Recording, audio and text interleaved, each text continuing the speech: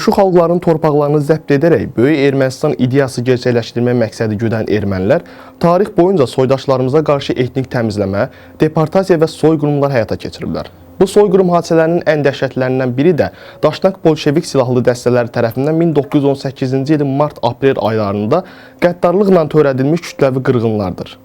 Azərbaycan tarixində 31 mart soyqırımı kimi yazılan həmin hadisələr zamanı 10 minlərlə dinc Azərbaycanlı yalnız milli mənsubiyyətindən asılı olmayaraq amansızcasına qətlə yetirilib. 1918-ci ilin mart soyqırımları öz amansızlığına və miqyasına görə təkcə Azərbaycanın deyil, bəşər tarixində də ən qanlı faciələrdəndir. Əllərinə düşən fürsətdən maksimum istifadə edən ermənilər uşaq, qoca, qadın demədən minlərlə insanı qılıncdan, süngəcdən keçirdilər. Diri-diri yandırdılar. Erməni daşnaqları və bolşeviklər Bakıda, Şamaxıda, Qubada, Qarabağda, Zəngəzurda, Naxçıvanda, Lənkəranda, Gəncədə və digər bölgələrdə Azərbaycanlı əhaliyə qarşı ağlasığmaz vəhşiliklər törədərək 70 mindən çox günahsız insanı xüsusi qəddarlıqla qətlə yetirdilər. Kəndləri yandırıb, sakinləri yurd yuvalarından didərgin saldılar.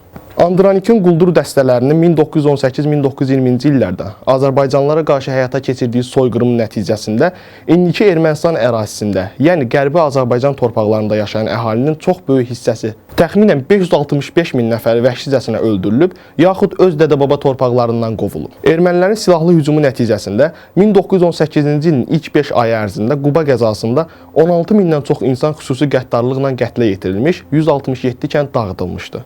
Erməni daşnaq dəstələrinin Quba qəzasında Azərbaycanlıları kütləvi şəkildə qətlə yetirmələrinə dair bir sıra yeni faktlar üzə çıxıb. Ermənilərin tarix boyu xalqımıza qarşı törətdikləri bütün cinayətlərin cavabı 2020-ci ilin sentyabrında başlayan və 44 gün davam edən Vətən müharibəsində verildi. 200 ildən çoxdur ermənilərin Böyük Ermənistan xülyası çərçivəsində törətdiyi vəhşiliklərin, şəhidlərimizin qisasını Azərbaycan ordusu Müzəffər Ali Başkomandan İlham Əliyevin rəhbərliyi ilə döyüş meydanında aldı. Ermənistanın 30 ilə yaxın davam edən işğalına son qoyuldu. Ölkəmizin ərazi bütövlüyü bərpa edildi.